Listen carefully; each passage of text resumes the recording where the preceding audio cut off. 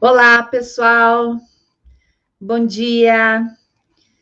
Prazer estar aqui com vocês novamente. Gostaria de que nos desse um sinalzinho se está tudo bem, se está dando para ouvir direito, a imagem está boa, ali pelo chat.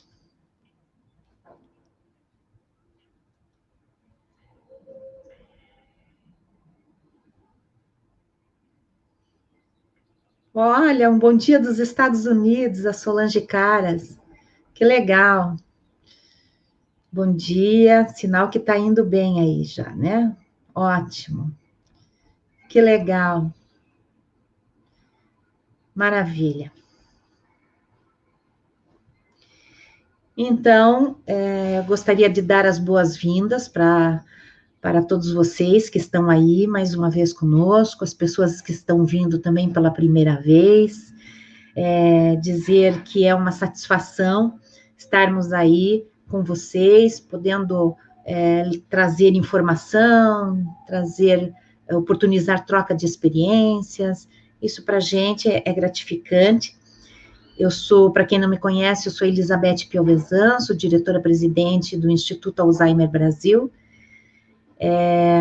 Nós temos aqui em Curitiba e em São Paulo grupos de educação e apoio e outras ações de conscientização também. E o IAB, o Instituto Alzheimer Brasil, é uma associação sem fins econômicos formada por voluntários e que tem sede e fórum em Curitiba.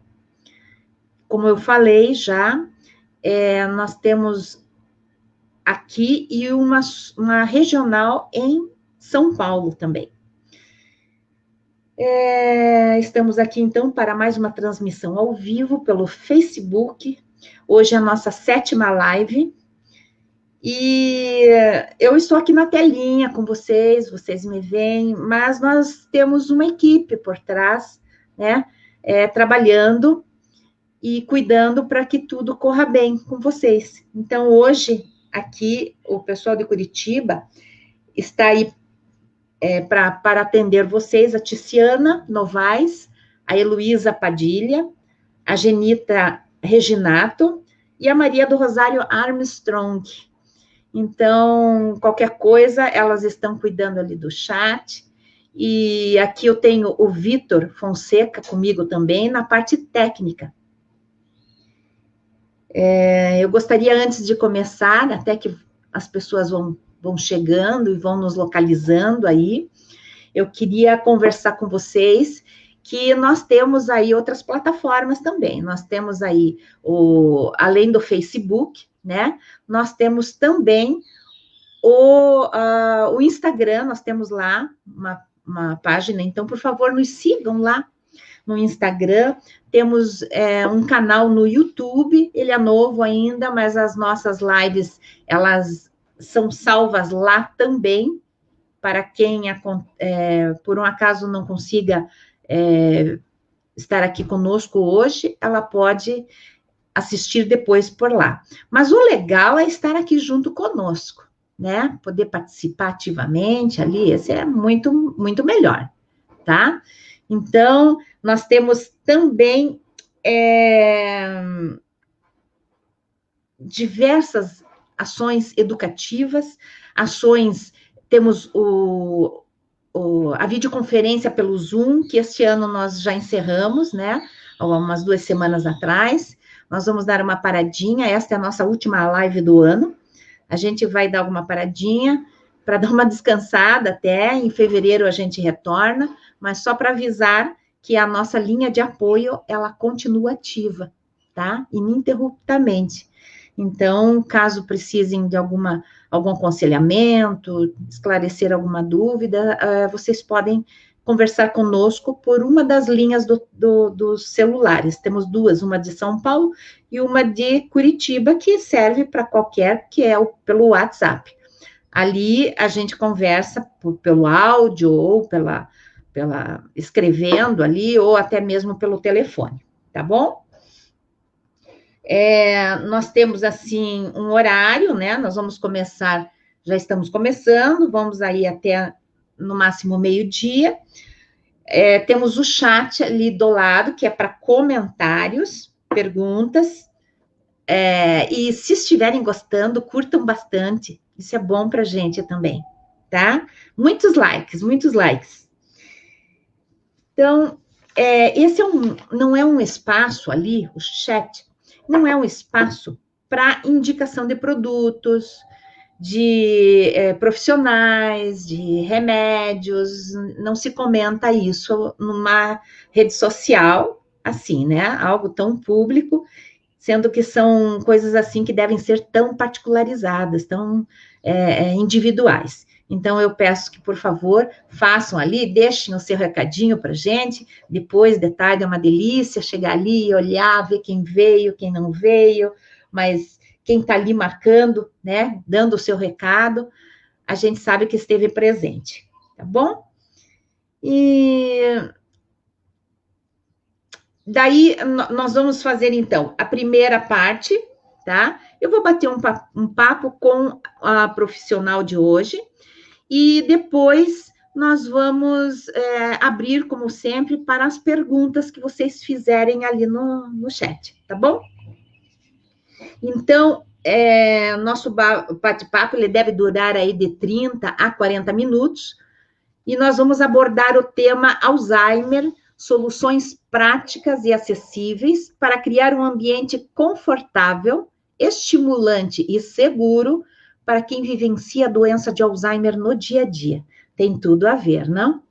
E para abordar esse tema aqui hoje, eu tenho a grata satisfação de apresentar para vocês a Alessandra Sugimoto, de São Paulo. A Alessandra, ela é arquiteta, especialista em design de interiores, ela estuda comportamento, percepção do espaço, e atualmente está se especializando aí na primeira turma de neuroarquitetura do Brasil. Veja que legal. A Alessandra, além do que, ela é filha de uma senhora que tem doença de Alzheimer. A mãe dela tem doença de Alzheimer há 6 anos, né? E frequentou bastante tempo também as nossas reuniões, os nossos grupos de apoio em São Paulo, e depois, agora, atualmente, ela é nossa voluntária também, do IAB São Paulo, Espaço São Paulo. Alessandra, é um prazer ter você aqui conosco nesta live, compartilhando aí seus conhecimentos, a sua experiência no dia a dia com a sua mãe. Isso é uma satisfação, né? Então, a gente terá de 30 a 40 minutos para uma conversa, um bate-papo, fique bem à vontade. Depois do restante do tempo, eu conto com você aí para a gente poder responder as perguntas das pessoas ali que estão no chat, tá bom? Ok, prazer é meu, Beth. Obrigada. Bom dia a todos, obrigada ao IAB e à Beth por poder compartilhar esse momento com vocês. Espero poder contribuir. Realmente, por muito tempo, eu fui ouvinte e agora estou aqui compartilhando esse momento. Eu vou falar um pouquinho o que seria a neuroarquitetura, então, que a Beth comentou. É um estudo, a neuroarquitetura estuda o funcionamento do cérebro e o comportamento. Então, como esses ambientes afetam na emoção, na percepção, na saúde e no bem-estar das pessoas. Então, eu vou falar um pouquinho sobre os ambientes e a doença de Alzheimer. Eu vou começar relatando algumas situações com a minha mãe, e que eu acho que muita gente também vive e passa por isso, que uma situação típica é aquela que a pessoa quer ir embora, que não reconhece o espaço, e quer ir embora, eu não moro nessa casa, eu quero ir para minha casa, e realmente isso aconteceu com a minha mãe por um tempo, às vezes ainda acontece, e realmente quando acontecia essa fala de querer ir embora, eu começava a conversar com ela para que ela começasse a reconhecer o espaço que ela está inserida, né, a residência. Então eu falava, mãe, olha, esse sofá aqui era desde quando eu era pequena, que eu gostava de ficar deitada aqui assistindo TV.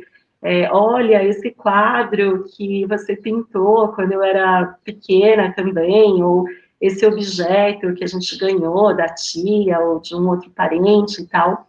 Então, com isso, é uma tentativa de que ele reconheça o espaço onde mora, tá? Então, para trazer essas memórias e esse espaço físico.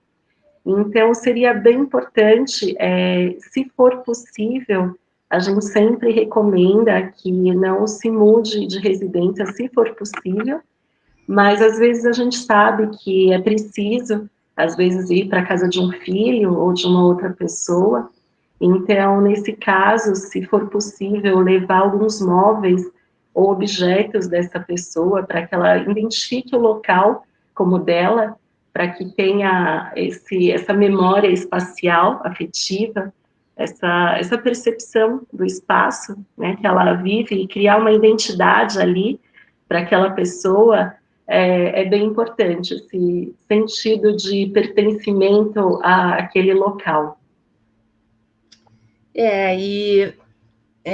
Essa questão aí é uma das que mais chegam para a gente aí, através da linha de apoio, com relação aí a essa questão de querer mudar de casa, querer ir para outro lugar, porque ali não é a casa dela, e às vezes as pessoas ficam discutindo ou tentando argumentar, mãe, aqui aqui você está na sua casa, mas ela não reconhece aquela casa, né?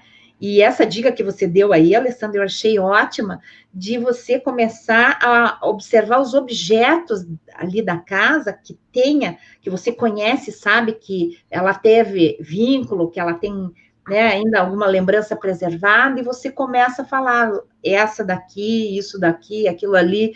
E quando isso não resolve, é importante que, de repente, se mude do lugar, né? Saia dali, vá levando, distraindo ela com uma outra conversa, se ela não conseguir, assim, se você não conseguir convencê-la ali, né? Você pode ir saindo com ela, distraindo, conversando, mudando de assunto, às vezes mudar de ambiente, mudar de assunto, tá? Pode facilitar também. O que não adianta é ficar repetindo, dizendo para ela assim, mãe, mas é aqui, porque para ela aquilo não é real, né? Ela não lembra desse espaço. Então, ela vai continuar teimando, e às vezes é onde eles ficam brabos, né? Porque estão mentindo para mim. Exatamente, então, Beth. É importante aí ter todas essas possibilidades aí. O que a gente fala aqui e fala nas reuniões, nas nossas ações, vejam, não são estratégias infalíveis, porque cada um é um, tem a sua realidade, mas são dicas que o familiar, cuidador, pode se tocar e dizer assim, é mais ou menos por aí que eu devo ir. Né? Então, essa tua colocação de trazer memórias antigas relacionadas aos objetos que estão no local naquele momento ali, para ela ir fazendo associação. Daí ela começa, talvez, a ver, puxa, mas isso é meu, aquilo ali também é meu. Exatamente, Beth. E é muito importante mesmo o que você comentou, caso isso não funcione, são algumas estratégias que a gente tem, né? E algumas tentativas. E é bem interessante que essa parte que você comentou sobre deslocar de local, então ir para uma outra sala, para um outro ambiente, existe algo comprovado mesmo, porque no nosso cérebro existe um local chamado hipocampo, que é como se fosse o nosso GPS mental, e nesse local existe uma relação entre o espaço e a memória de curto prazo. Então, o que acontece? Quando você passa para um outro ambiente, ela esquece daquilo que ela estava pensando naquele momento. Uma tendência. Exato, exato, exato. Então, existe uma explicação do que acontece no nosso cérebro para dissociar.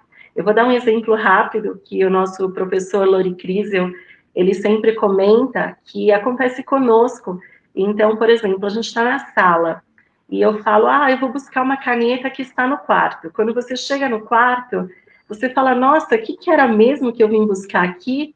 E você esquece o que você tinha pensado lá na sala. Quando você retorna para a sala, você fala, nossa, era a caneta que eu ia buscar no quarto. Né? Então, isso prova como o local está atrelado a essa memória de curto prazo. Então, quando a gente leva isso, quando a gente leva a pessoa para um outro ambiente, realmente fica muito mais fácil dela dissociar esse pensamento. Sim, e o problema da desorientação também, né?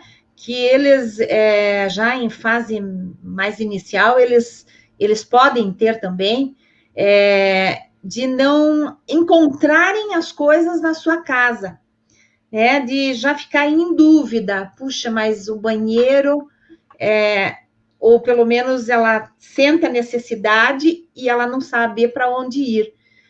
Então, aí até um pouco mais à frente, né? Não tão inicial, mas eu acho que tem que começar já a acostumar a pensar em estratégias desde então, né? Para tentar prolongar um pouquinho mais a autonomia dela.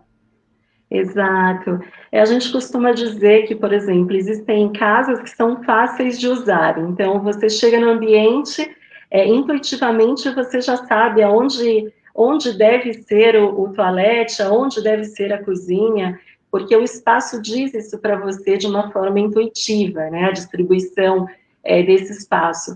E existem casas que você fica totalmente perdida e às vezes você passa horas ali e mesmo assim, na hora de ir embora, você fala, nossa, por onde que eu entrei?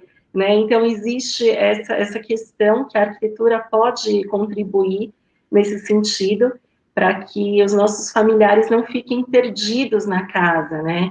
Então, uma das estratégias é a de wayfinding, que é uma técnica de arquitetura, para a gente deixar com que essas circulações sejam caminhos livres, claros e intuitivos, onde só de entrar no ambiente você consegue se direcionar sem precisar, a gente costuma dizer, sem precisar de setinhas, né? Então, a gente consegue se organizar e circular nesse espaço. Então, lógico que a gente não vai quebrar o apartamento, mudar os cômodos de lugar, mas o que eu estou querendo dizer por exemplo, a distribuição dos móveis nesse espaço faz com que você crie algumas circulações intuitivas, direto para a cozinha, direto para o banheiro, direto para o quarto dessa pessoa. Então, isso fica muito claro, evita acidentes, né, e não causa aquela poluição visual, aquela confusão mental. E, bom, eu estou falando de layout, que em arquitetura a gente fala layout, que é a distribuição desses móveis. Então, seria interessante também citar a posição desses móveis no ambiente. Às vezes a gente não consegue fazer dessa forma por conta da distribuição dos ambientes, mas, por exemplo, no quarto seria bem interessante se essa pessoa não ficasse dormindo de costas para a porta. Mesmo com a gente, há uma melhora, e ainda mais para os pacientes com demência, né, que realmente são mais sensíveis a isso. Então... Teve um toquezinho, Alessandra, e bem na hora que você ia dizer que é importante que os pacientes não fiquem... desculpa, de costas, isso, de costas. É que teve um cortezinho na... Ok. Isso, é importante que não fiquem de costas para a porta. Então, vamos supor, eu estou aqui, vamos supor que a cabeceira da cama fosse aqui, eu estou dormindo nesse sentido. Vamos dizer que a porta do quarto é aqui do lado. Então, eu estou dormindo de costas praticamente para a porta, porque a gente só tem a visão frontal, certo? E aí, o que acontece? O tempo inteiro, essa pessoa vai achar que tem alguém que vai entrar no quarto, vai te surpreender e você vai estar desprotegida. Então, o tempo inteiro, ela vai ficar olhando para ver se alguém vai entrar e te surpreender. Isso causa uma extrema insegurança na pessoa, porque ela não tem o domínio do espaço, ela não sabe quem vai entrar, quem vai sair, vai estar desprotegida nesse espaço. Então, seria interessante que ela dormisse numa posição onde ela enxergasse a porta, a circulação, e tivesse o domínio desse espaço. Isso num quarto, por exemplo. Mas a mesma coisa acontece na sala ou no local de refeição. Então, por exemplo, às vezes a gente, sem perceber, coloca a pessoa na sala, num sofá que fica no meio da sala, de costas para toda a circulação, para todo mundo que está ali. Então, isso causa um incômodo também, porque qualquer coisa que acontece, ela vai querer ver o que está acontecendo, o que tem atrás de mim que eu não estou vendo.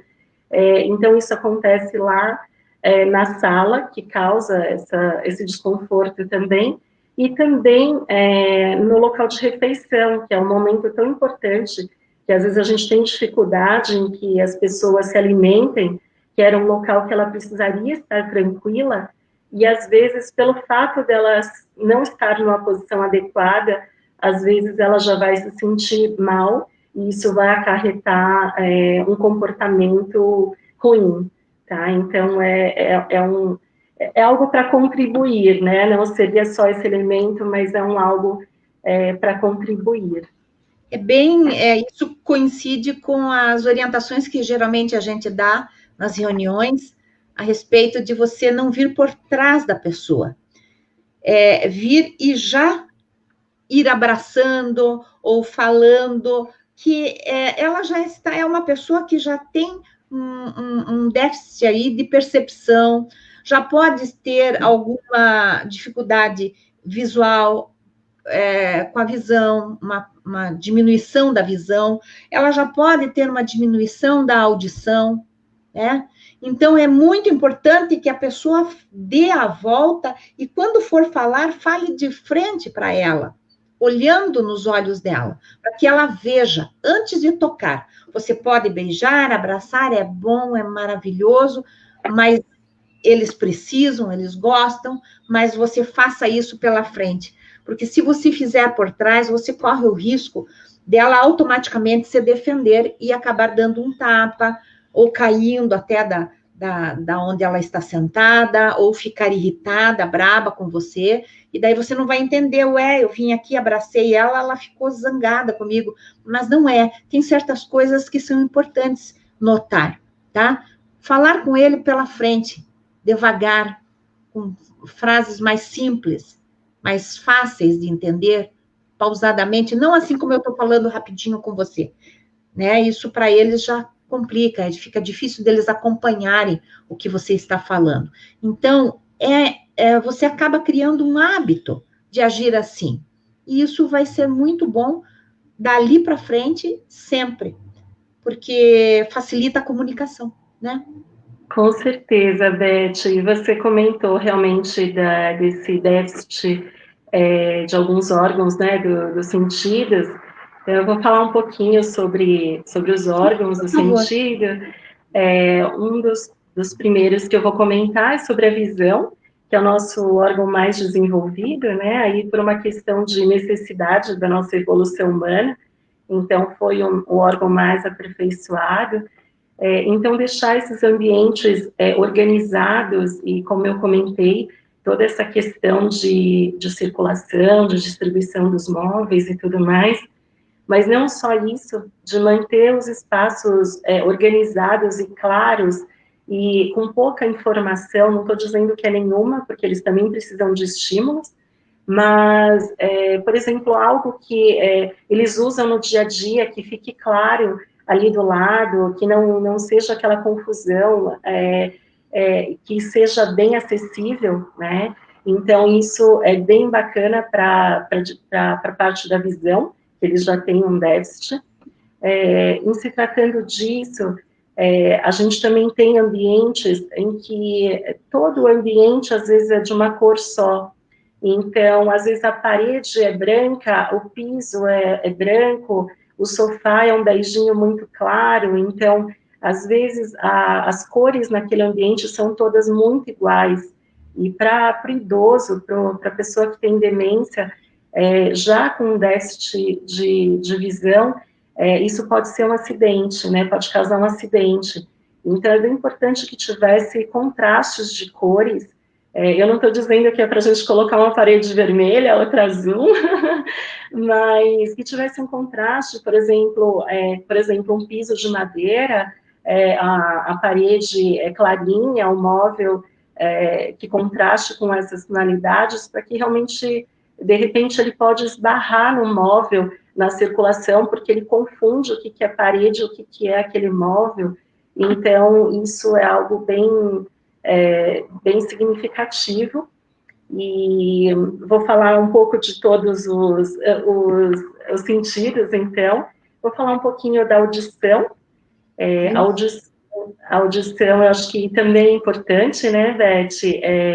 Que o paciente, às vezes, a pessoa com demência, nosso familiar, ele se incomoda com alguns ruídos, às vezes a gente nem percebe, então tem alguns ruídos que são altos, que são evidentes, que ele se assusta, mas existem também aqueles ruídos baixos, constantes, em que às vezes a gente nem percebe mais o que está acontecendo, mas que influencia na nossa saúde, e às vezes a gente não sabe o porquê do comportamento do nosso familiar, por que ele está daquele jeito, e às vezes é um barulhinho constante que está irritando e a gente não percebe, né? Então... Alessandra, isso que você falou é básico, mas é importantíssimo.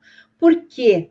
Porque se ele já tem déficit sensorial, ele pode não identificar que esse barulho é de um passarinho, ou que a gritaria das crianças se divertindo, brincando pela casa, que aquilo é bonito de ver, que é uma coisa prazerosa, que é felicidade. Ele pode não associar assim. Então, eles têm uma sensibilidade grande realmente para ruídos, né?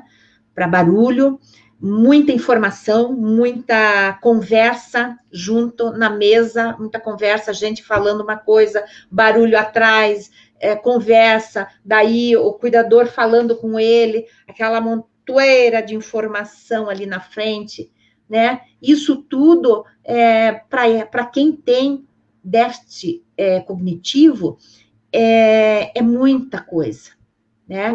Você falou já hoje ali a questão de ter muitos objetos, né? Acompanhando aí, não estou fugindo, né?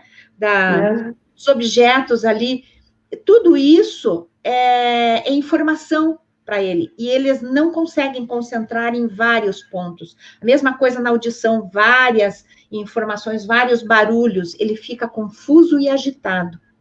Né? Então, é importante demais isso que você falou. Exato. Por exemplo, Beth, a gente pode citar um exemplo também disso que você comentou.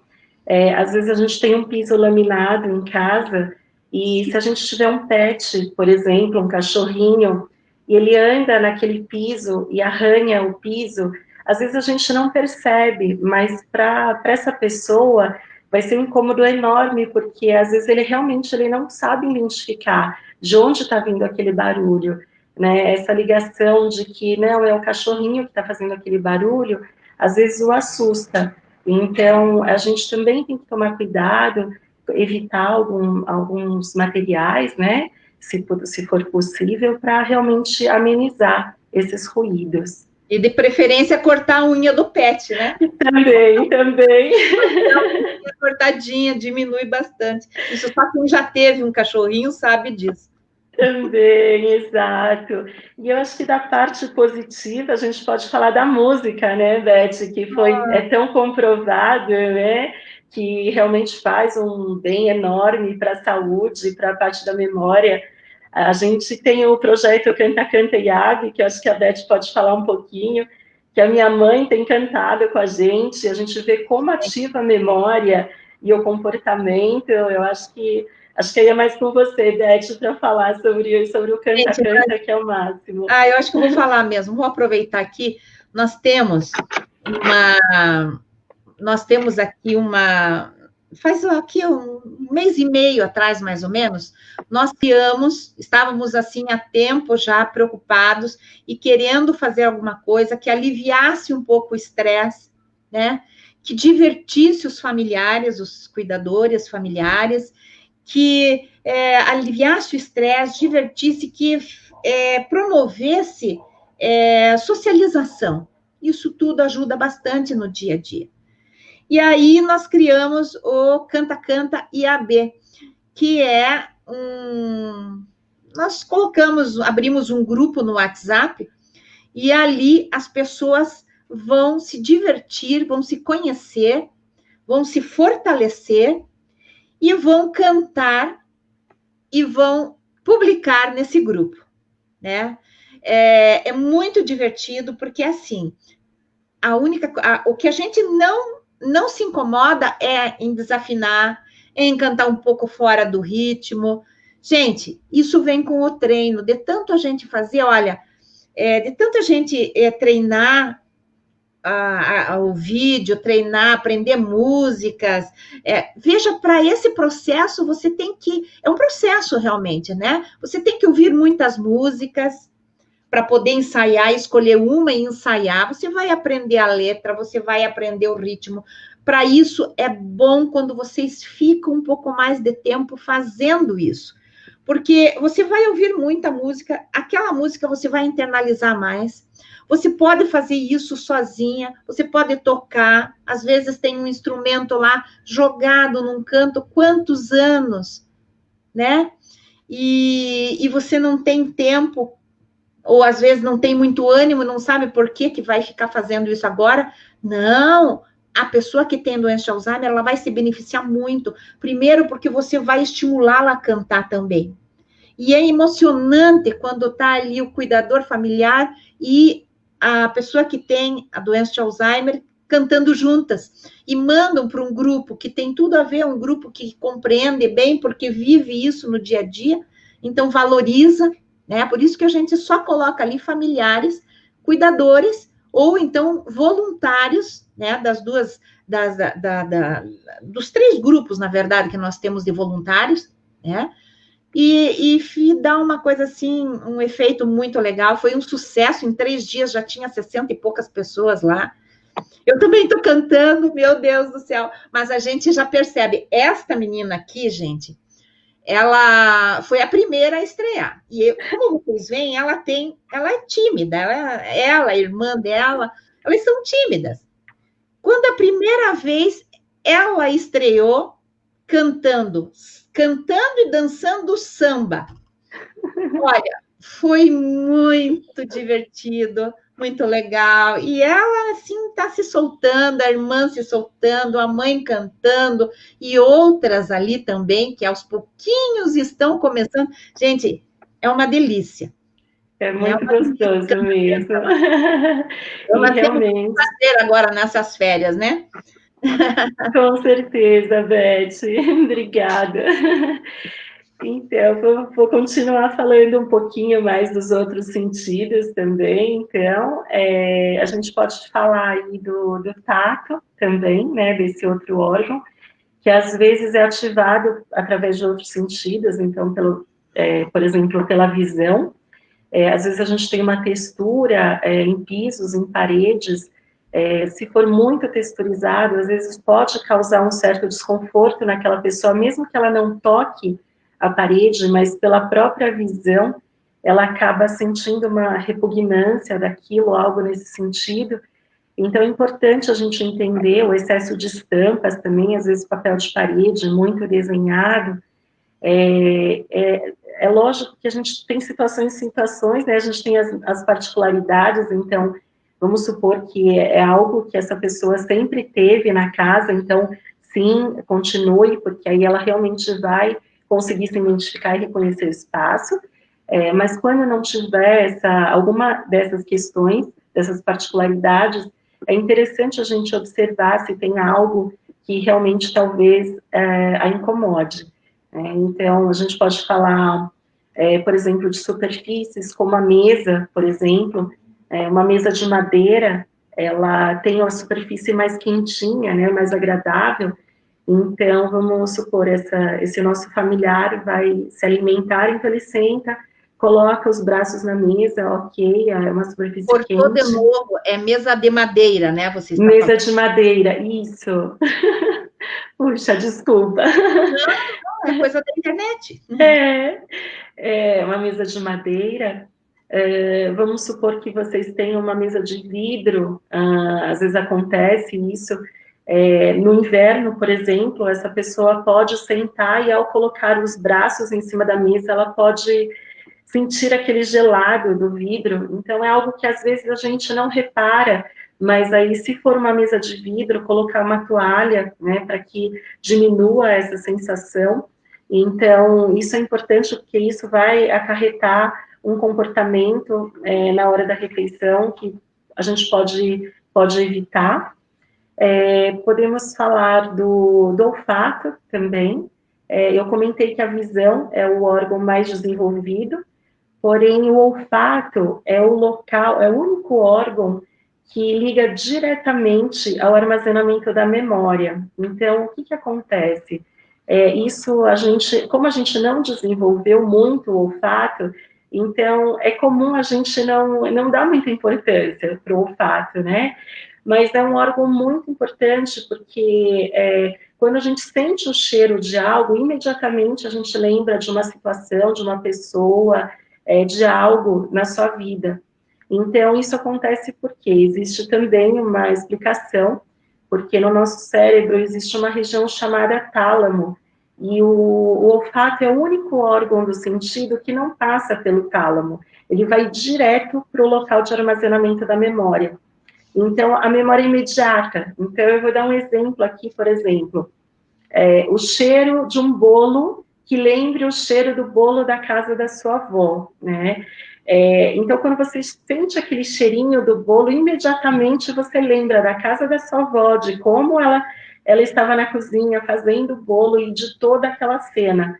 Então, é muito rápido, assim como o perfume, tem gente que tem uma percepção maior com perfume, então, nossa, esse perfume é o perfume que tal pessoa utiliza, né? Então, a gente tem essa ligação direta com a memória, então, por isso é um órgão que seria bem importante a gente estimular. Então, como dicas, às vezes o nosso familiar viveu em sítio, ou então teve pomar, de repente ter aí uma moldinha de um limoeiro, por exemplo, que dê esse cheiro agradável, ou de alguma flor que eles sempre gostaram, que sempre teve na casa, por exemplo, então que ative esse órgão, né, do sentido, que a gente não dá muita importância. E uma outra dica, a gente pode também colocar pequenos vasinhos de temperos no local de refeição, aquela cena prévia do almoço, né, para conseguir ativar o paladar. Então, de repente, ali uns vasinhos de hortelã, de manjericão, de algo que a pessoa goste, né, de que tenha uma ligação aí com ela, que ela goste, pode estimular o paladar na hora da refeição. E são coisas assim que a gente pode ter no apartamento, né? Exato. Plantinhas da hortelã, dessas que você falou ali do limoeiro, que dá daí para. Geralmente os planos de reabilitação eles trabalham bastante com o olfato, está muito relacionado com a memória, né? E no entanto, a gente tem em casa também, que a gente também pode, né? De repente, vê lá que tem o hortelã, tem o manjericão, quebrar, fazer, olha esse aqui, qual você gosta mais? Então, você pode ir todo dia ir fazendo isso e vai estimulando essas vias aí também, né? Muito legal. Exato. Isso mesmo, Beth. E estimular o paladar, né, que é algo realmente, assim, bem interessante a gente utilizar, porque o paladar, geralmente a gente acaba desenvolvendo, ativando o paladar através dos outros órgãos do sentido mesmo, né? Então, o olfato, nesse caso, dessa forma, a gente pode pensar em estimular o paladar através de outros órgãos do sentido. Então, por exemplo, a visão, a gente pode pensar numa mesa posta com um contraste de cor entre o prato, a toalha da mesa, o alimento, contanto que o alimento seja o elemento principal, né, que é o motivo para fazer essa pessoa se alimentar, mas então é ativado, né, aquela vontade de comer, né, de ativar o paladar através da visão. E também a gente pode tomar alguns certos cuidados também na hora de se alimentar em relação às estampas de toalha de mesa. Então, isso é bem importante, a gente às vezes usa muita estampa, então estampa de flores, de bichos, xadrez e tal, seria bem interessante evitar, a não ser de novo que tenha algo afetivo, vamos supor que é uma toalha que ela sempre usou, aí permaneça, por favor. Foi você que contou que teve uma ocorrência assim com a sua mãe com relação à toalha, ou foi... Isso, você, né? foi eu mesma, Beth. Aconteceu conosco, eu e a minha irmã, a gente estava na casa delas, né? E a minha mãe começou a falar de flores, eu e a minha irmã, a gente não estava entendendo, porque não tinha nenhuma flor ali, nenhum vaso. E a gente percebeu que ela estava falando sobre as flores da toalha de mesa. Então, o quanto isso causa uma confusão, porque os nossos entes queridos têm essa distorção do que é real e irreal, e às vezes acaba confundindo, acaba distraindo, aí o objetivo que era se alimentar não é mais esse, porque causou essa confusão toda.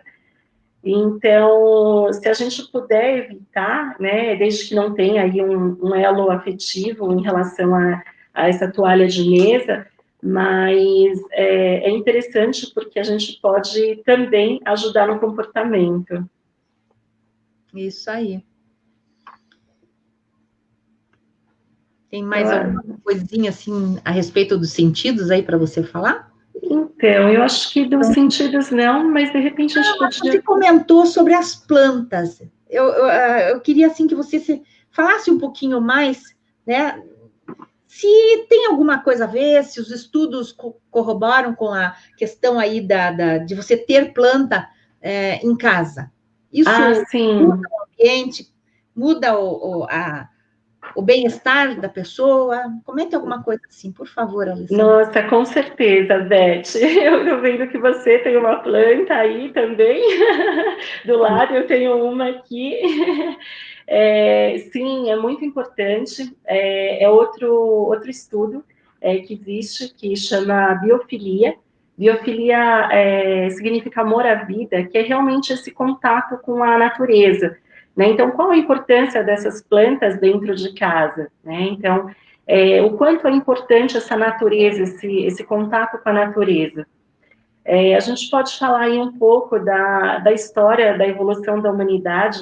Então, a gente, pelo histórico, a gente tem muito pouco tempo que a gente vive só em ambientes construídos. Se a gente for pensar na história inteira do homem, a gente viveu muito tempo na natureza e pouco tempo que a gente vive nas grandes cidades com ausência de natureza. Então, o que acontece? O nosso corpo, isso são estudos, é comprovado, a gente sente necessidade da natureza por essa questão de estar muito no ambiente construído. Só para vocês terem uma ideia, tem alguns estudos recentes, algumas pesquisas, em que foi comprovado que nós que vivemos nas cidades, nós vivemos 90% da nossa vida em ambientes construídos, e apenas 10% em contato com a natureza, sendo que a nossa biologia, ela pede para que a gente tenha um contato com a natureza, né? Então, a gente pode valorizar isso, trazendo plantas naturais para dentro de casa. Quando não for possível, existe um outro estudo dizendo que plantas artificiais também fazem bem. Exatamente, Beth. Muita gente não acredita. Teve uma fase em que ninguém mais usava plantas artificiais dentro de casa, mas esses últimos estudos recentes Sim, eles dizem que plantas artificiais, o nosso cérebro reconhece aquilo como natural. Então, traz um bem-estar, mesmo que não seja natural. Isso é bem interessante também, da gente, que é uma informação que eu também desconhecia há pouco tempo que eu escutei isso nas minhas pesquisas e nas aulas. Então, todos os elementos que sejam naturais ou relacionados a isso, como quadros, cores de parede, materiais em móveis, mesmo que sejam imitação, nos traz ainda assim um bem-estar por a gente diz que a nossa mente mente, né? E é exatamente isso, quando a gente vê algo a gente reconhece como natural, então traz um benefício para a nossa saúde. E então, se tratando de natureza, de contato com o meio externo, o contato com o meio externo também é algo super importante. A gente está aqui nessa fase da quarentena, todo mundo dentro de casa, Querendo ver fechado. luz, né? Querendo ver luz, querendo ver gente, querendo abraçar. Exatamente. E a A gente iluminação, hein, Alessandra? E a iluminação? A importância Isso, disso na vida de todos nós, mas de quem tem doença de Alzheimer, eu acredito que tem uma significância grande aí, né? sim, sim, tem toda a significância, a gente pode comentar, que é exatamente essa questão de ambiente externo, o quanto isso é importante, esse contato, né, com o meio externo. Existe um outro, falando disso, da questão da iluminação natural, do meio externo, o quanto isso é importante, da questão também da percepção do tempo e do espaço, que a gente consegue saber se é de dia, se é de noite, se tem sol, se está chovendo.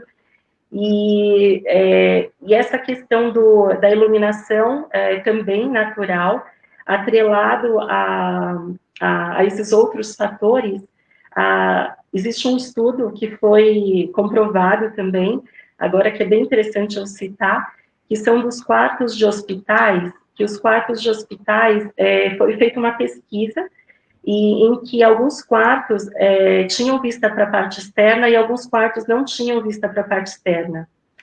E acreditem que nessa pesquisa foi comprovado que os pacientes que tinham vista da janela para a área externa, diminuiu-se o tempo de internação e diminuiu-se o uso de medicamentos, isso eu estou falando de pacientes em geral, né, de hospital, e diminuiu o uso de medicamentos, principalmente de dor também. Então, isso é um outro dado importante para a gente saber o quanto é importante a luz natural, o contato com o meio externo, a gente olhar para essa paisagem, né? E aí eu posso fazer esse link, Beth, agora com a iluminação, a importância da iluminação natural, que também existe um termo que a gente fala, que é o nosso ciclo circadiano, que é o ritmo nosso biológico, de acordo com o dia. Então, nós ainda deveríamos acordar com a luz do sol e dormir quando esse sol se fosse. Mas isso não acontece, né, no nosso dia a dia, mas isso é importante também a gente saber o porquê e como que nosso corpo se comporta, porque a gente pode usar maneiras de fazer isso de uma maneira artificial. Então, por exemplo, a gente não vai dormir quando o sol se pôr, mas à noite a gente pode utilizar, por exemplo, a luz amarela, porque o ciclo do sol, a cor, ela amanhece bem suave, ao meio-dia ela é um branco intenso, e ao entardecer ela vai ficando amarelada, isso é a cor do sol. Então, reproduzir essa cor nos ambientes é bem interessante, de dia, se não tiver luz natural, então que a artificial seja branca para uma atividade, que você quer mantê-lo acordado para fazer atividade, para se concentrar, até para poder dormir melhor depois, mas a luz no entardecer e à noite amarela é muito importante, porque conforme a luz do sol vai ficando amarelada, o nosso corpo produz melatonina. Melatonina é o hormônio do sono. Então, a gente começa a produzir esse hormônio para começar a dormir, né, para começar a ter sono. E se a gente deixa uma luz branca intensa às 9 horas da noite no quarto dessa pessoa, ela vai ter muita dificuldade para pegar no sono, né? Então, seria bem importante se a gente conseguisse trabalhar, né? De repente, uma luz geral, branca, mas que à noite tivesse uma luz indireta, uma arandela, algo que tivesse uma luz amarela, para a gente poder fazer isso durante a noite. E aí, falando de iluminação também, outro dado importante é que a gente trabalhe com uma iluminação uniforme, principalmente nas circulações, por conta do déficit visual. Então, se a gente trabalhar com focos de luz na parte de passagem, vai formar sombras, e isso pode causar uma confusão mental e a pessoa pode se acidentar. Então, principalmente nas áreas de circulação, seria interessante ter uma iluminação uniforme.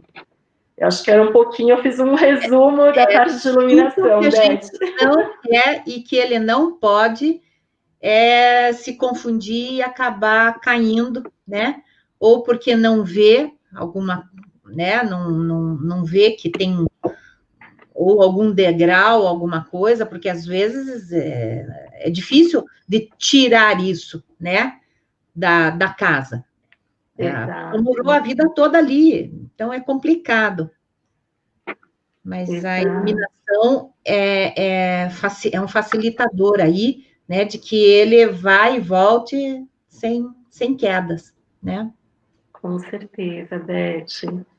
Eu acho que a gente pode até comentar alguma coisa, né, sobre segurança, essas quedas que você comentou. Por favor.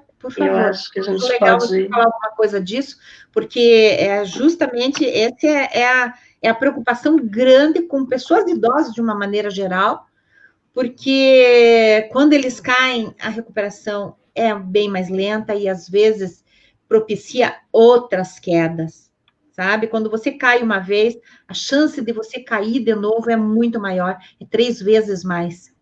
Então, a gente tem que fazer antes que isso ocorra, né? Você já falou aí tanto de ambiente, de espaços mais abertos, com menos móveis. Claro, tem toda aquela questão da gente não mudar muito o ambiente, porque também ele estranha, né? Ele vai estranhar, de você ter objetos também na sala, como você já falou, de que ele tenha história com relação àquilo, que se possa conversar sobre aquilo com ele, tal, mas das cores que você falou também, é importante que tenha um contraste para que ele saiba que aqui é o chão, é aqui que ele pisa, que ali ele tem os limites, né, que é a cor da parede, tudo isso daí são coisas importantes, né, mas tudo é pensando realmente no bem-estar e na segurança dele. Exato, Beth. Para falar com relação a isso aí, envolve piso, né? As faixas, gostaria que você desenvolvesse isso. Tá joia. Então, a parte de segurança é uma parte bem ampla, eu acho que daria uma live só de segurança, mas eu vou colocar alguns tópicos aqui que eu acho importante. Então, a questão do piso, né, ser antiderrapante, isso é bem importante, que ele não seja aquele piso polido, brilhante, que escorrega muito, então isso é um dos primeiros itens mais importantes. A gente tem também a alternativa de trabalhar com as faixas antiderrapantes, principalmente quando tiver degrau ou transição de um ambiente para outro, que são algumas faixas antiderrapantes autocolantes, que a gente tem em qualquer casa de material de construção, a gente tem, tem incolor, tem várias cores, tem incolor, tem preto, tem algumas para... Isso, tem amarelo, tem alguns para banho, por conta da umidade. Então, é bem importante, por exemplo, existe a incolor, mas a incolor eu recomendo quando há pessoas que não sejam idosos, nem tenham alguma demência, alguma coisa assim, quando a gente quer realmente para um espaço ficar mais visualmente mais clean, né? Mas Para os nossos familiares, eu, por exemplo, coloquei uma faixa preta na casa da minha mãe, o piso dela é bege, para que, além de ser antiderrapante, que realmente defina visualmente a transição desses espaços, né? Então, cada caso vai ser um caso, mas eu acho que ajuda bastante esse piso antiderrapante, essas faixas, desculpa, é algo que realmente funciona. Um outro item são as barras, para a gente não esquecer das barras de apoio, no banheiro, de corrimão, nas circulações, que isso é um facilitador também. Mesmo no corredor, né? Mesmo no corredor, se for possível. A gente também tem que avaliar em cada caso a rejeição dessa pessoa no começo, né, e o momento, eu acho que, de colocar. Mas eu aconselho colocar o corrimão mesmo no corredor, porque se houver algum deslize e tiver as paredes, ela não vai conseguir segurar nas paredes.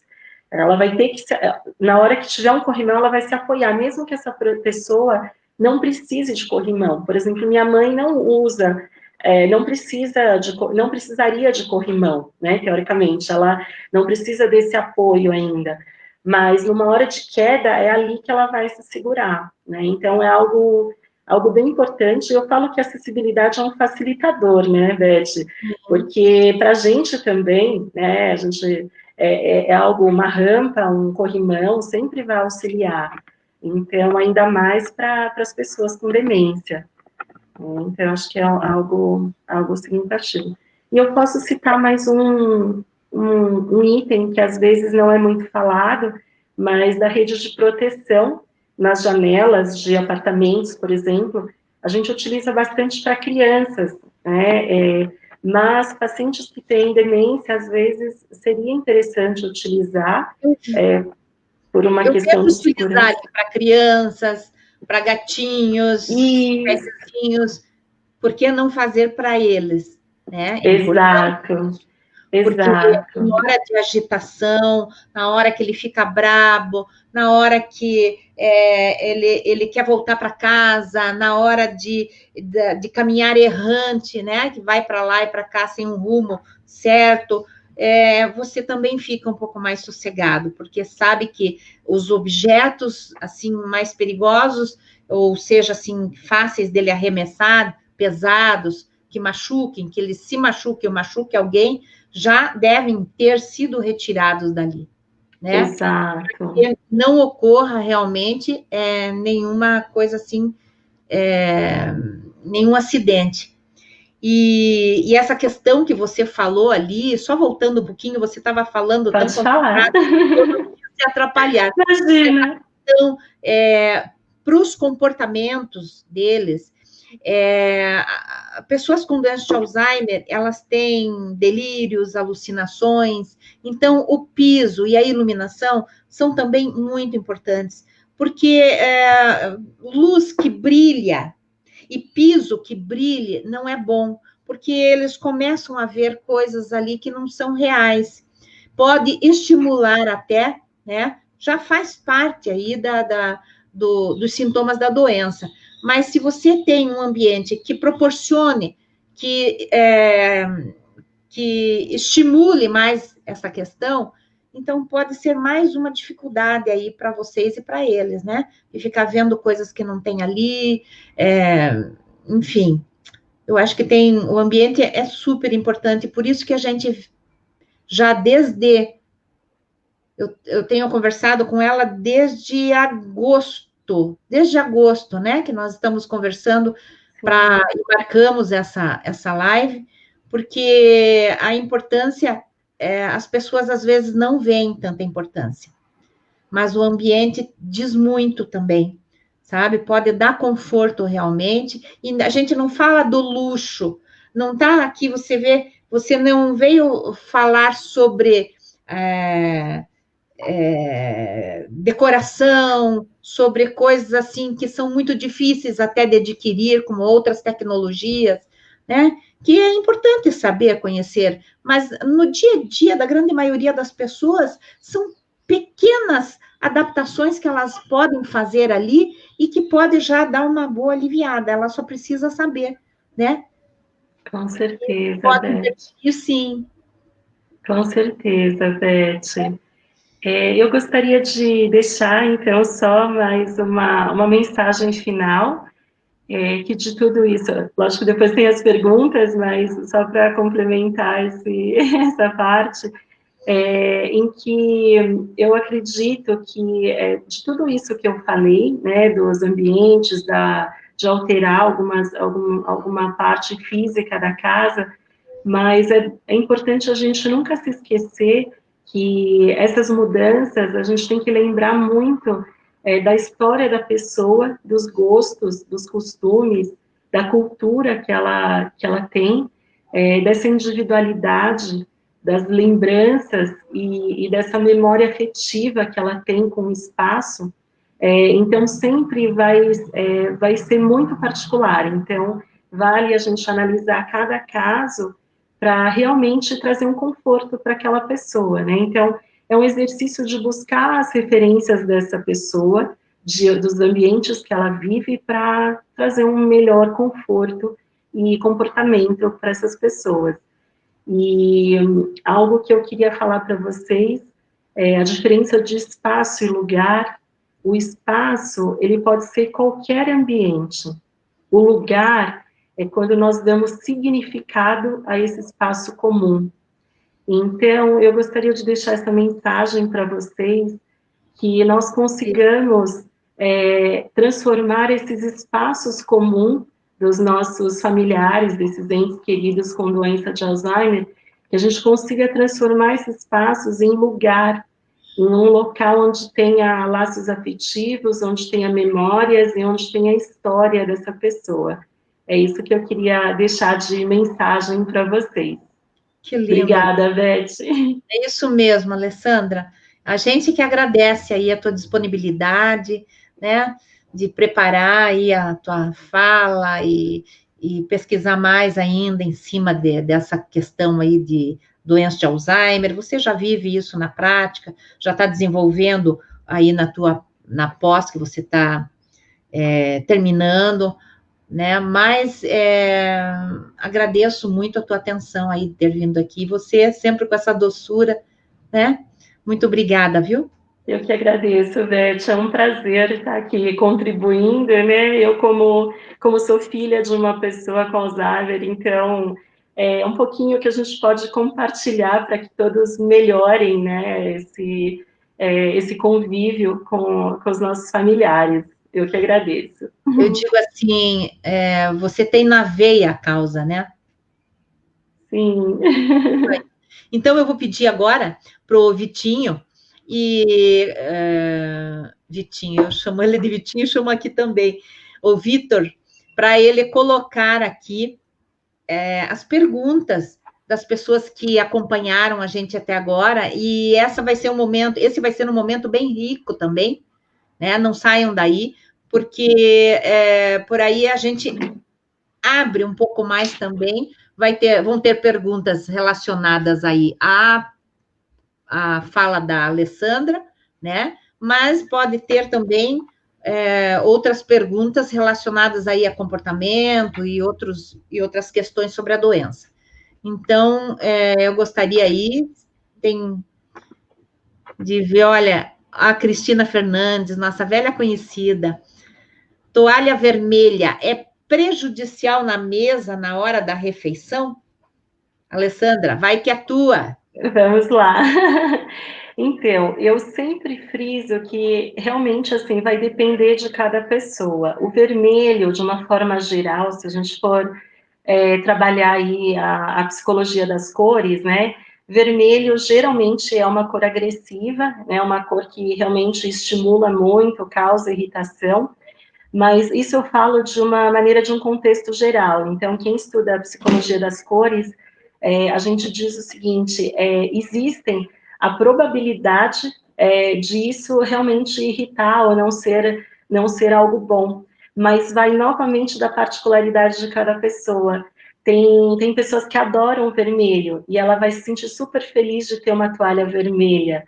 Então, vai depender muito de cada caso. No geral é assim, mas tem as suas particularidades. Pode falar, Beth. Muito bom. A próxima, Vitor.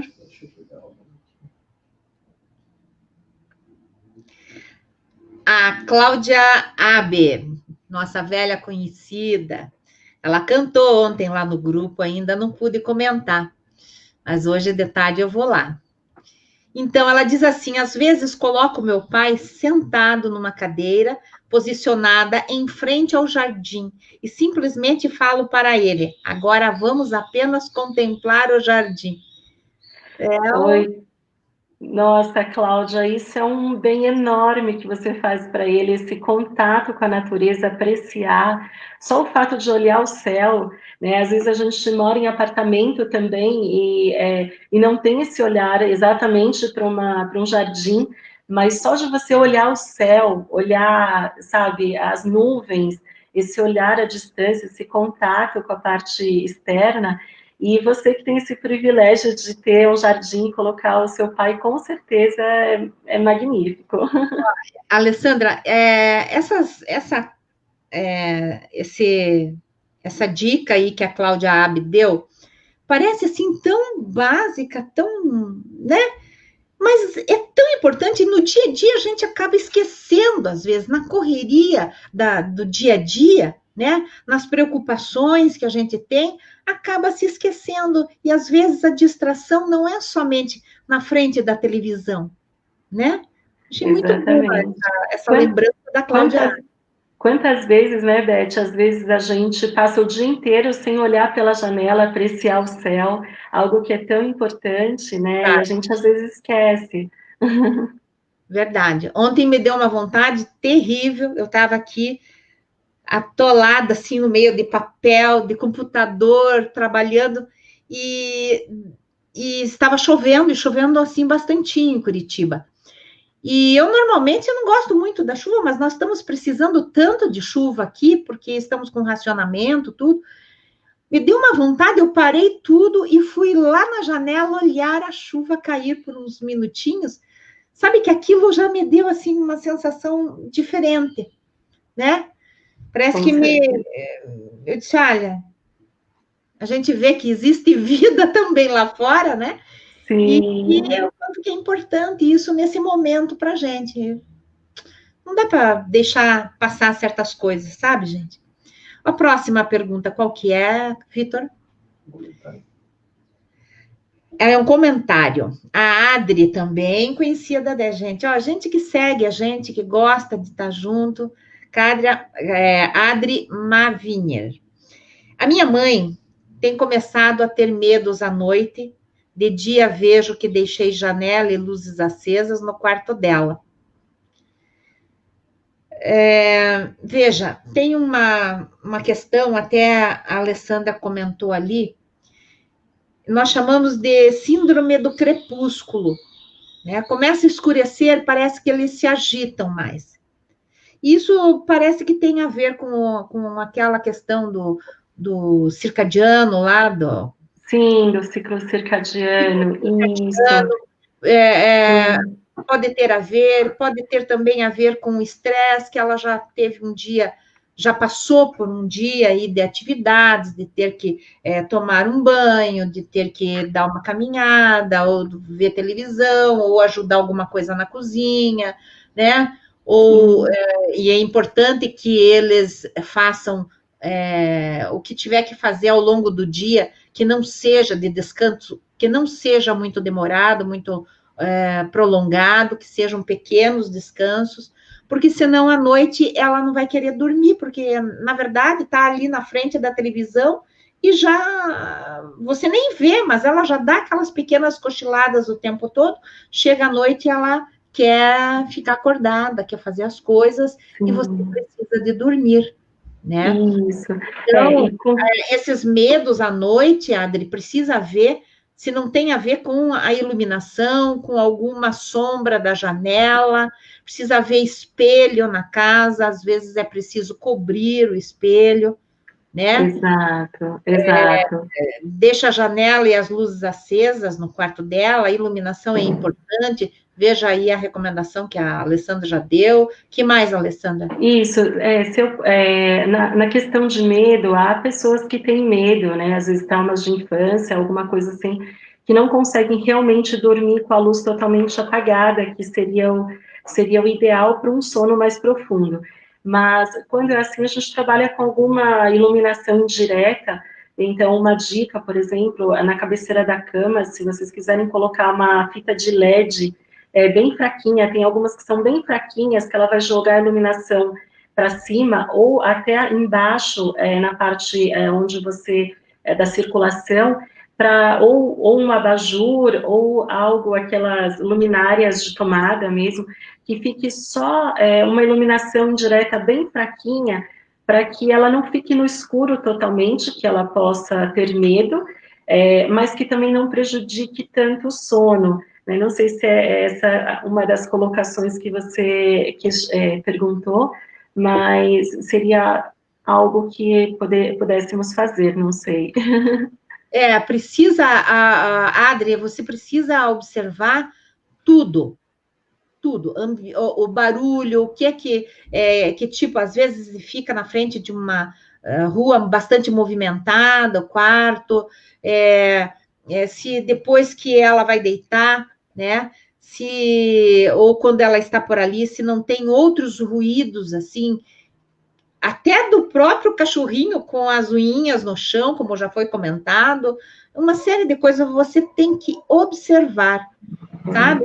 Às vezes e quando você vê que ela está amedrontada, o sanduíche de mãos às vezes resolve alguma coisa, né? Que é você pegar e acalmá-la, né? Dizer, olha, mãe, eu estou aqui, fique tranquila, nada vai te acontecer, nós estamos protegidos, estamos dentro da nossa casa, né?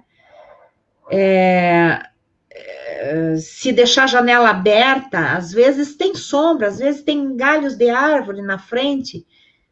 A cortina balançando. A cortina balançando, entende? Então, tudo isso, a gente não se preocupa no dia a dia, porque isso a gente acostuma, não nos afeta. Mas a pessoa que tem doença de Alzheimer, você precisa pensar nesses detalhes também e tentar evitar, porque quanto mais calma a pessoa estiver, melhor para ela e para você também, né? Então tem que observar som. Hoje deu, acho que para dar uma boa despertada nessa questão de som, ruído, objetos que possam, de repente, às vezes é o espelho, né, que está ali, está incomodando, estimula a alucinação. Beth, você comentou do espelho, é um ponto importante também. O espelho, além de refletir, às vezes a pessoa não se reconhece mais, né? Mas também quando o espelho é muito grande, tem a questão de acidente, né? Às vezes a pessoa acha que a sala está continuando e que tem algo ali do outro lado, então é até perigoso. Então, realmente é algo importante da gente observar onde colocar o espelho e quando colocar, né?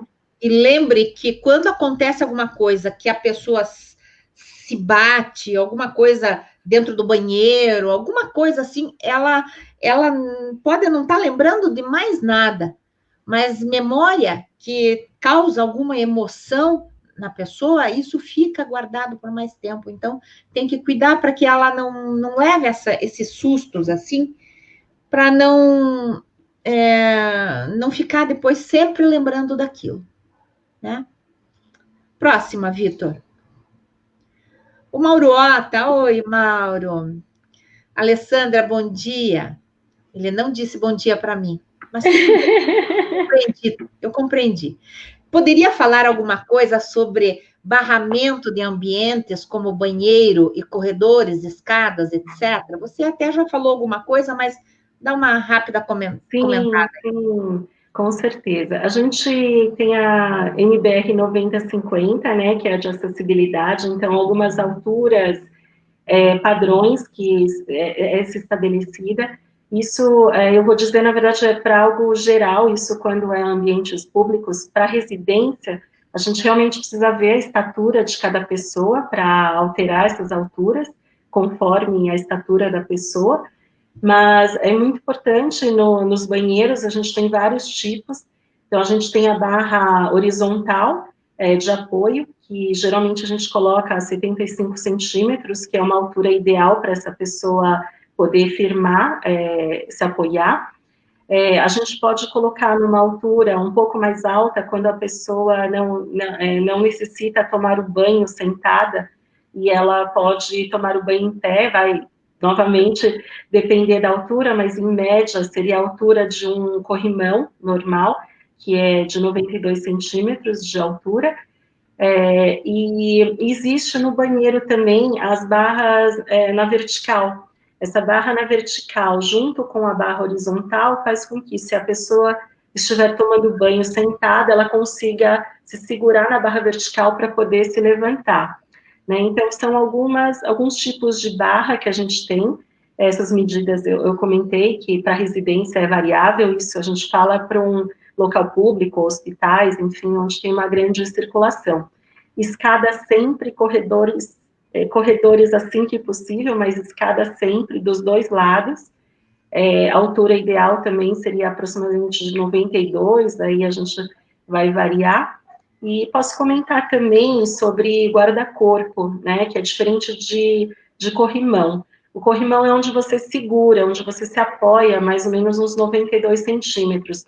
O guarda-corpo, até pela legislação, a gente tem muito varandas em apartamentos, tudo a altura ideal, padrão, é 1,10, para que realmente a pessoa não tenha o problema da pessoa, de ter esse perigo dela cair. Tá? Então, seria mais ou menos essas dicas em relação a essas barras de segurança. Obrigada, Alessandra. Olha, o Mauro Ottale já falou ali, Beth, falei sim lá atrás. Desculpe, eu não vi. Mas nunca é demais, né? Obrigada, Mauro. A próxima, Vitor. A Heloísa Padilha, ó, você falou de natureza, plantas. Podemos utilizar materiais que imitam os naturais? Pode citar alguns? Sim, exato. Eu comentei que nesses estudos, né, constatou que realmente a nossa visão percebe o material, mesmo que não seja natural.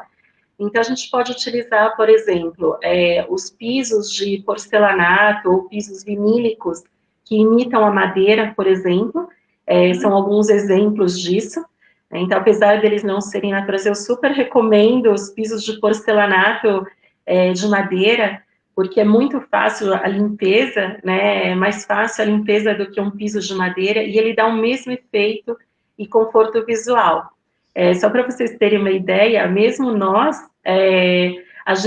quando a gente olha um piso de porcelanato de madeira, a gente tem a impressão de que realmente é de madeira, e aquilo traz até um ambiente mais quente, a gente tem essa percepção. Ele não é mais quente do que um outro porcelanato, mas ele nos dá a sensação de que aquele material é mais quente, pela memória que a gente tem de referência desses materiais. Então, esses são os exemplos, ou vamos supor que a pessoa tinha uma casa onde tinha tijolinho à vista na parede, por exemplo. Colocar algo que imite esse tijolinho na parede também vai trazer um benefício com essa memória afetiva para aquele ambiente, mesmo não sendo um material natural. Então, a gente pode trabalhar com as imitações, sim. Ai, obrigada, Alessandra. Espero que tenha respondido, Heloísa. Próximo, Vitor. Mais um comentário?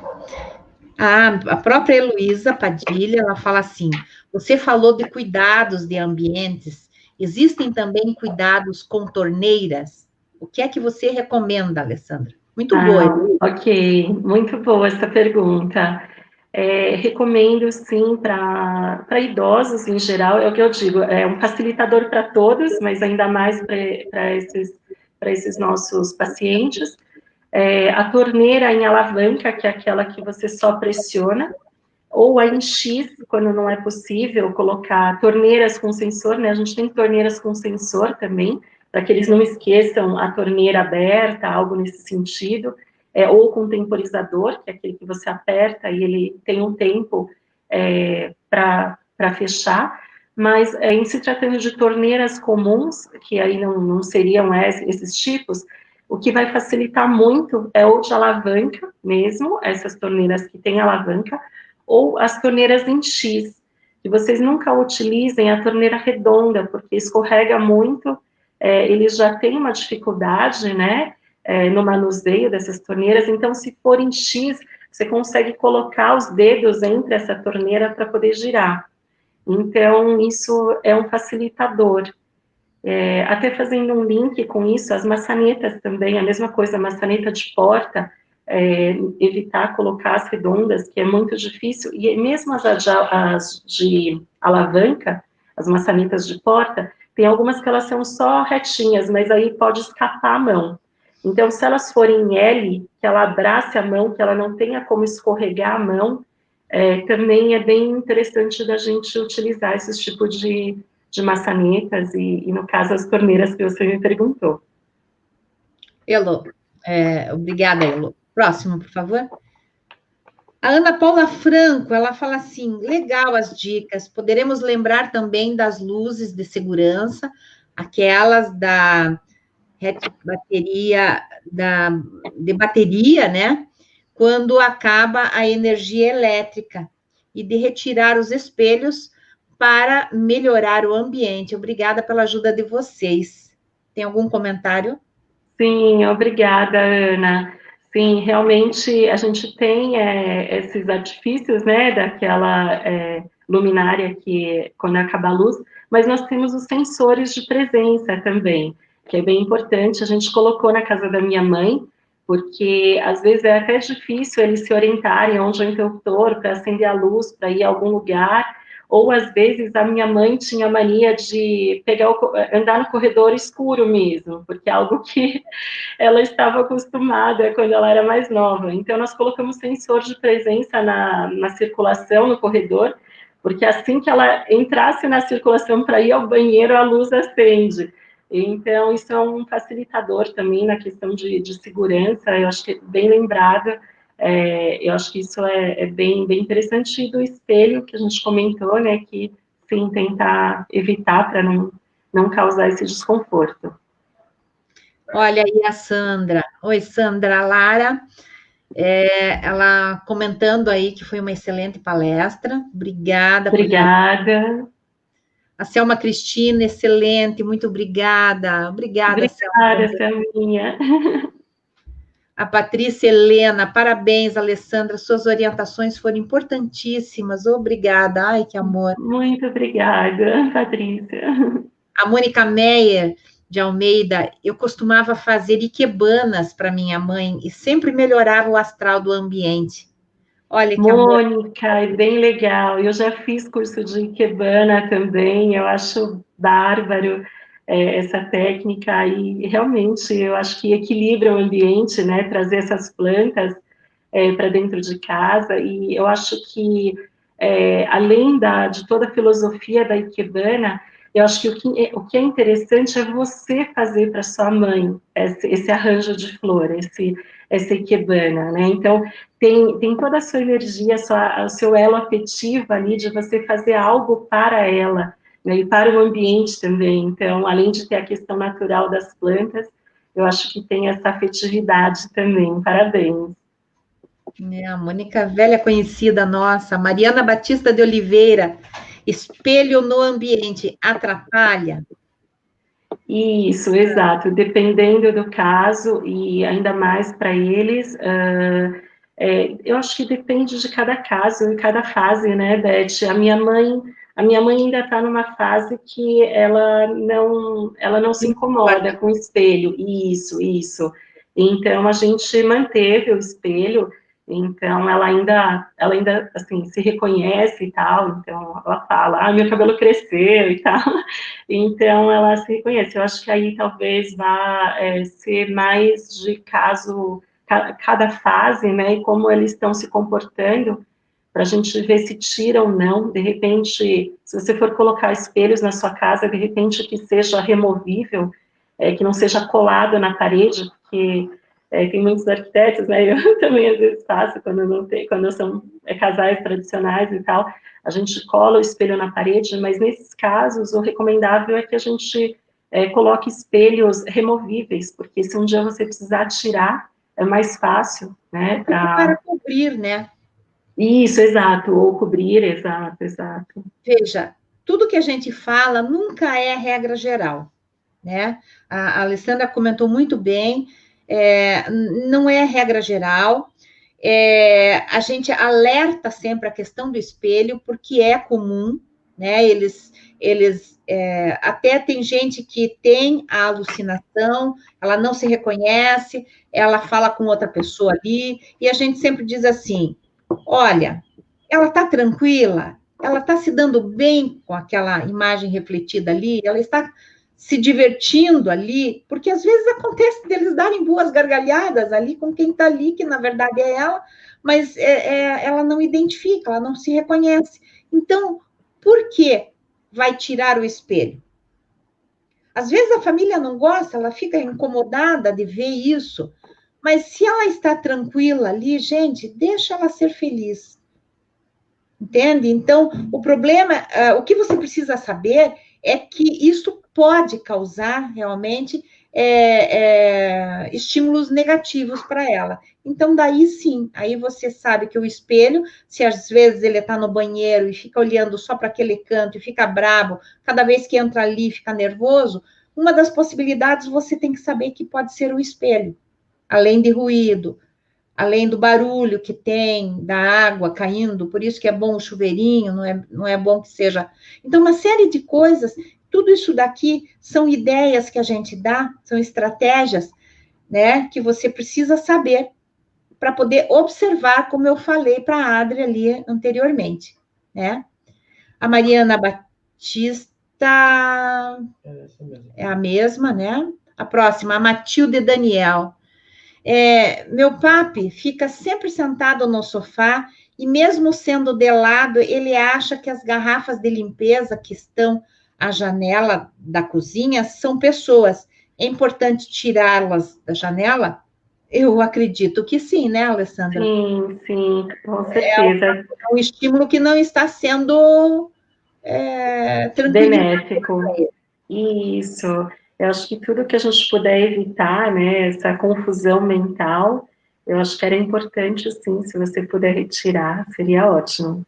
Quanto mais simples, mais limpo estiver, melhor para ele, menos estímulo negativo. A Silvana Férias Amadeu, oi Silvana, ela fala assim: bom dia a todos, tenho minha mãe que tem a doença de Alzheimer, diagnosticada desde 2006. Ela mora comigo, eu tenho 4 cachorrinhas. Gostaria de saber se ter as cachorrinhas constantemente com ela ajuda com a doença. Ela adora elas e as cachorrinhas amam muito também. Eu acho que é aquela questão assim, né? Faz bem para ela, o animalzinho sempre tranquiliza a gente, né? Tem só Sim, cuidado com queda, de não se meterem no meio da perna, né? Das pernas dela. O que você fala aí, Alessandra? eu acredito assim, não saberia te dizer exatamente com essa abordagem, né, do contato com os animais, mas eu acredito que sim. A minha mãe tem uma cachorrinha que ela não desgruda da cachorrinha, nem um minuto. Então, assim, esse contato com os animais de estimação, acho que tudo que é afetividade, se não estiver fazendo mal para ela, né? Eu acho que se estiver fazendo bem, eu estimulo, eu acho que é super bem-vindo os animaizinhos, sim. O problema, assim, tem muitas cachorrinhas, tem que cuidar, porque quando ela anda, o cachorrinho tende a se meter na frente da gente, a ficar pulando na perna da gente. É só mesmo cuidar com questão de queda, né? Mas se faz bem, se ela gosta, agora tem gente que não gosta de animal, daí você não vai forçar, né? Então, a próxima, a Mieko Mari, ela fala assim: Alessandra, o que você recomendaria em termos de iluminação noturna no quarto? Acordo várias vezes para trocar fraldas e tenho dúvidas quanto aos tipos de iluminação mais adequados. Ok, alguns são os que eu recomendei, né, para, acho que a Adri, que falou. Então, assim, ter alguma iluminação indireta que não seja uma iluminação só de teto, para que não acorde essa pessoa, né? Então, se você tiver alguma luz guia indireta, essas fitas de LED, em alguns lugares, para que você consiga trocar a fralda, trocar em alguns períodos da noite, mas sem que precise acordá-la, eu acho que é bem interessante. Então, são iluminações ou um abajur, ou essa iluminação de fita de LED, ou ter um dimmer, que é aquele sensor que você vai regulando a intensidade da luz, então você pode deixar mais fraquinha, a hora que você for trocá-la, você aumenta só um pouquinho, e que seja uma luz amarelada, que não seja uma luz branca, que acaba ofuscando e acordando essa pessoa. Eu acho que seria o ideal. São alguns tipos que você poderia trabalhar com a iluminação nesse caso. E, Mieco, eu fiquei um pouquinho preocupada quando você fala ali que acorda várias vezes à noite para fazer isso. Precisa avaliar melhor se precisa realmente várias vezes à noite, né? Porque você corta o sono dela e o seu, e você precisa pensar em você também, né? Que várias vezes à noite foi o que você colocou ali. Você não pode ter uma qualidade de sono muito boa, não, né? Porque ela é capaz de dormir rapidinho, às vezes nem acordar, se você tomar esses cuidados com a luz, com a iluminação, tudo, com a delicadeza de como você pega nela, tudo, mas e você? Né? Então, eu acho que tem que rever essa questão aí, se às vezes vale a pena investir numa fralda que ela absorva melhor, né, uma fralda de melhor qualidade, que absorva melhor, para que você observe isso pelo menos uma vez à noite, né? É uma opinião minha, não sou enfermeira, mas a gente se preocupa com quem está ali cuidando, né? Ali, Tazima, oi, Li. Ó, pode colocar corrimão no drywall? Opa! Oi, Li, vamos lá, uma boa pergunta. Drywall Explica não o é que uma é o parede. drywall, né? Isso, drywall é um gesso acartonado, então ele não é de tijolo e concreto, né, como maneira tradicional. Então é uma parede mais frágil, né, por ser de gesso acartonado. Então, o que acontece? Nesses casos, ou você faz um sistema de corrimão que venha do piso, fixado no piso, ou você pode fazer esse sistema no drywall, só que eu não indico colocar buchas de drywall, por exemplo, só para colocar esse corrimão. Eu acho muito frágil. Então, o que acontece? Dentro do drywall, existem uns tirantes de estrutura metálica para colocar as placas de drywall. Então, são como se fossem várias coluninhas. Se você conseguir por dentro do drywall, antes de fazer a parede, ou você recorta a parte onde você vai colocar o corrimão no drywall, né? Você faz um corte naquela placa de drywall, e você pode fixar uma estrutura ou metálica ou de madeira por dentro da parede desse drywall, que você possa ser sustentada por esses perfis metálicos. Com isso, você vai conseguir uma fixação melhor. Então, você vai ter duas coluninhas, por exemplo, ou uma placa de madeira, e aí você fecha com drywall de novo. Naquele local onde por detrás do drywall você tem essa peça de madeira, aí sim você pode fixar o corrimão com drywall, porque naquela parte vai estar bem sustentável, bem sustentado. A gente faz isso muito também com suporte de TV, quando é parede de drywall. Então, a gente faz isso também com suporte de TV. Porque, assim, é algo de risco, né? Corrimão é algo que você realmente precisa que fique muito firme, ainda mais numa situação de queda, tá? Então, dá para colocar sendo dessa forma. Próximo. A Vera Lúcia Gomes. Poderia repetir sobre o sanduíche de mão? Essa é comigo. Ai, gente, no comecinho da instituição, no comecinho do IAB, eu coloquei um post no Facebook, se vocês forem lá olhar bem lá atrás, Isso nós vamos, o ano que vem, entrar no 10º ano do Instituto Alzheimer Brasil. Então, ele está bem lá atrás. Mas eu pus um pôster e disse assim, escrevi assim, eu pus uma mão sobre a outra. São frases que a gente coloca para, às vezes, estimular e fazer a pessoa ficar curiosa com relação àquilo, que nem você ficou agora, Vera, que é o sanduíche de mãos. Eu escrevi assim, eu lembro dessa frase, fui eu que fiz esse banner, sanduíche de mãos só faz bem e não engorda. Não, eu não falei não engorda. É saudável e não... Eu não me lembro direito, não lembro direito. Mas eu falei, olha, sanduíche de mãos só faz bem... Não vou conseguir lembrar agora. Eita, idade. Mas é mais ou menos isso, né? Às vezes nós temos uma casa de repouso que a gente vai, o Lar Iraci Dantas, um lar que a gente adora, e a gente desenvolve o projeto Ternura lá. É um grupo de voluntários que vai lá uma vez ao mês, há 6 anos já a gente faz isso. E nós vamos lá para fazer, às vezes, com as pessoas que não fazem nada mais, elas não jogam nem a bexiga, que a gente brinca de bexigas com elas, porque com a bexiga ela pode ter pouco movimento, mas ela, né, tem as terapeutas ocupacionais também que fazem outras atividades, tal, mas tem as outras voluntárias que às vezes só ficam ali no sanduíche de mãos com elas, né, que elas não podem oferecer muita coisa, não podem reagir, já estão numa fase mais avançada, então fica ali aquele olhar, uma com a outra, coisa mais linda. Eu tenho fotos disso, olharzinho assim e o sanduíche de mãos. Então, é isso que eu quis dizer com sanduíche de mãos. Não tem nada científico quanto a isso, é mais uma ideia, assim, que surgiu para emocionar um pouquinho. Oi, Mauro Ota. Apesar de minha mãe não ter doença de Alzheimer, notei que depois de uma certa idade, ela passou a esquecer o fogão ligado. Depois percebi que essa situação é bem comum nas famílias com idosos que ainda insistem em mexer com o fogão. Pode comentar algo sobre prevenção, instrumentos de alerta ou coisa parecida, Alessandra?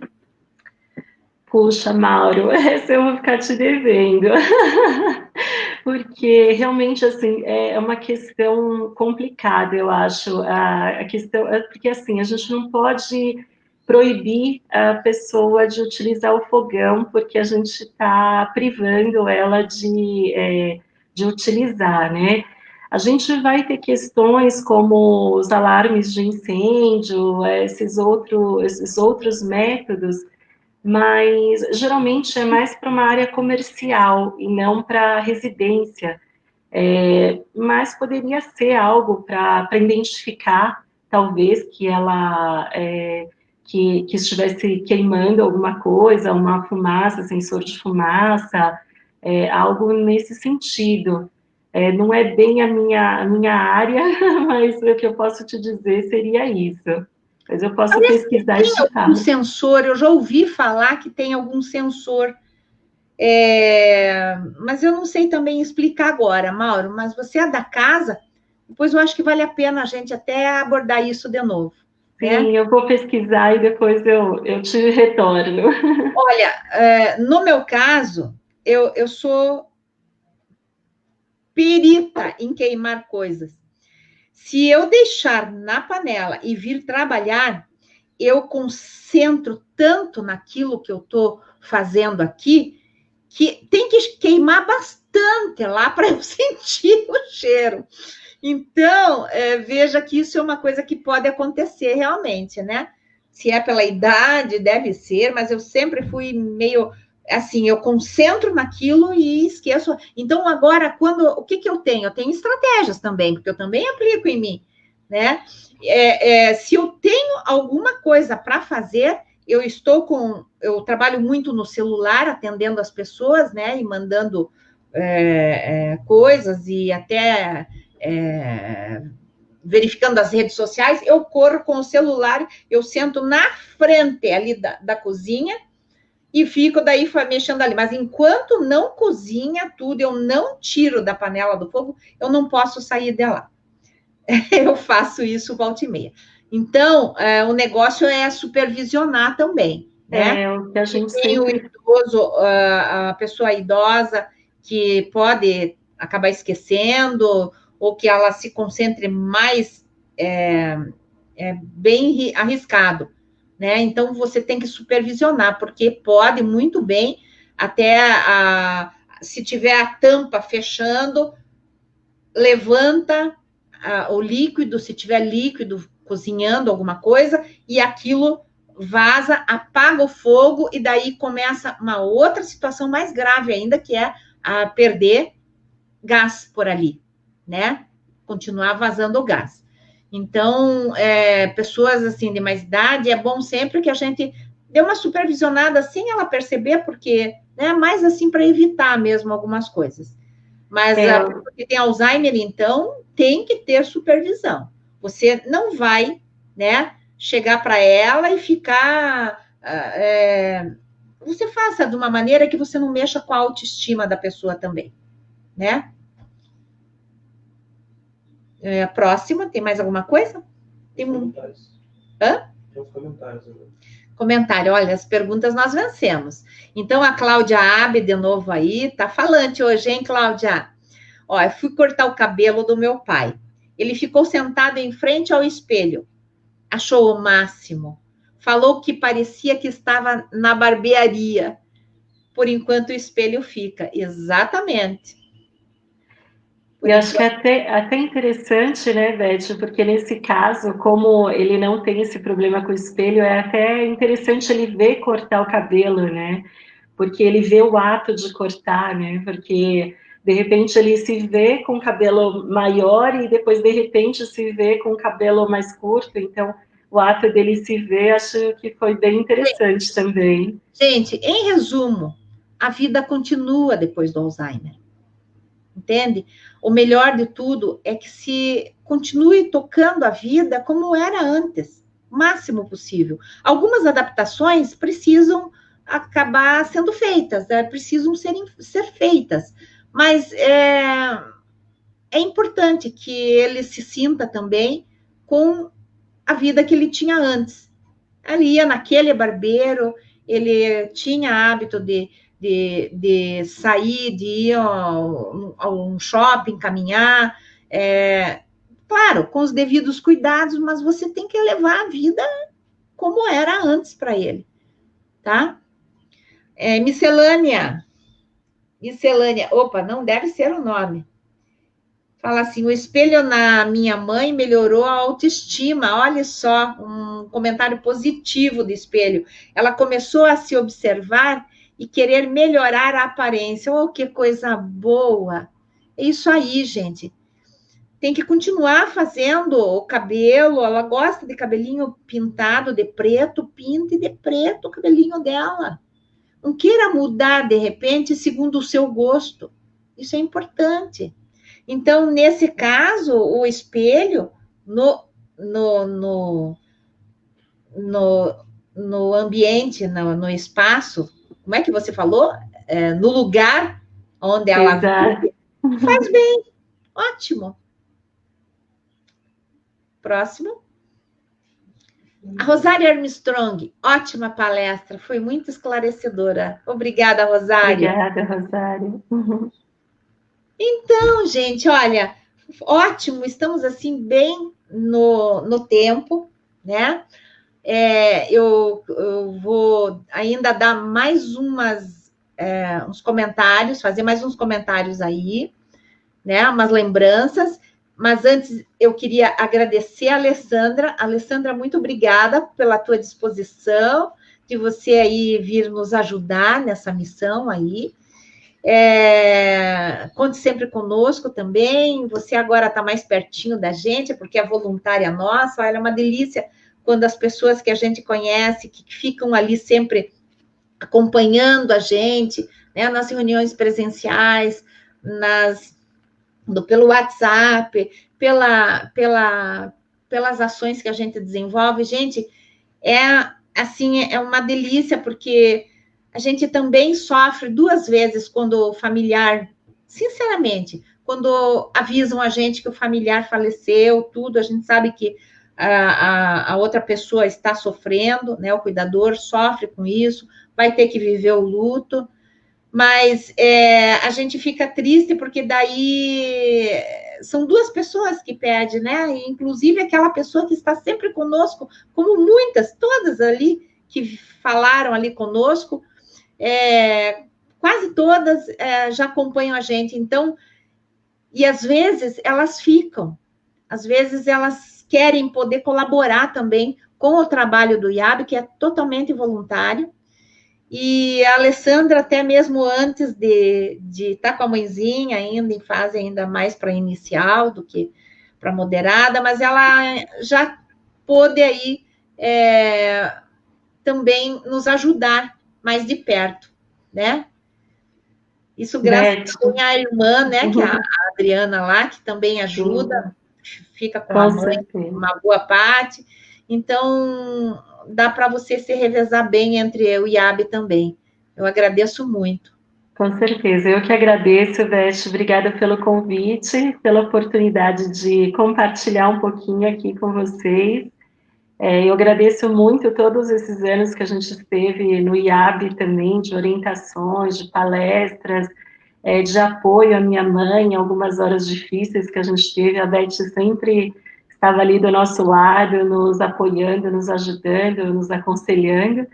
Então, eu agradeço enormemente, tanto pela parte pessoal quanto profissional, e é um prazer estar aqui com vocês. Obrigada. Obrigada, querida. Eu queria dizer para vocês que nós vamos dar uma parada agora, né? Hoje é a última live do ano. Dezembro, nós temos muita coisa que preparar, inclusive já para começo de ano. Temos projetos ainda para... No dia a dia a gente não consegue, né?